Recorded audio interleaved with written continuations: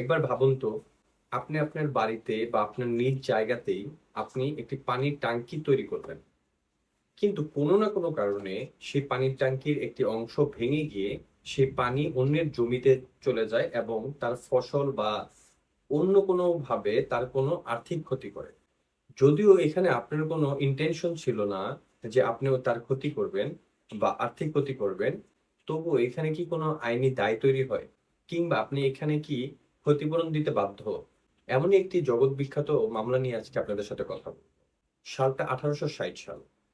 ইংল্যান্ডে জন রাইল্যান্ডস তার জমিতে একটি বিশাল জলধারা নির্মাণ করেন। পানি নিচে পড়ে একটি কয়লার খনিতে ঢুকে যায়, যেটি ছিল থমাস ফ্লেচারের। ফ্লেচারের ওই কয়লার খনিতে মারাত্মক ধরনের ক্ষতিগ্রস্ত হয়। রাইসল্যান্ড দাবি করেন, আমি তো ইচ্ছে করেই কিছু করিনি, দক্ষ প্রকৌশলী দিয়ে কাজ করিয়েছি, তাই আমার এখানে কোনো দায় নেই। মামলাটি চলে যায় আদালতের কাছে।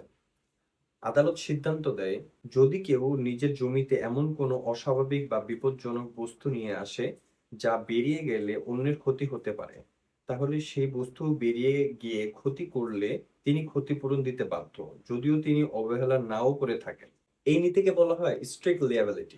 এই মামলার মাধ্যমে স্ট্রিক্ট লিয়াবিলিটি প্রতিষ্ঠিত হয়েছিল। ধরুন, আমাদের আশেপাশে অনেক সময় দেখা যায় যে রাসায়নিক অনেক কিছু থেকে থাকে বা কলকারখানা থাকে, বিপজ্জনক অনেক কিছু থেকে থাকে, যার কারণে যদি আশেপাশে কোনো মানুষ ক্ষতিগ্রস্ত হয় বা আর্থিক কোনো ক্ষতিগ্রস্ত হয় বা জীবনমানের কোনো ক্ষতিগ্রস্ত হয়, তাহলে কিন্তু সেই লিয়াবিলিটিসটা সেই প্রতিষ্ঠানের কাছে যাবে।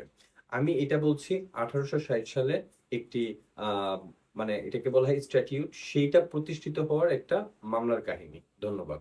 যদি ভালো লেগে থাকে অবশ্যই আমাদের পাশে থাকবেন।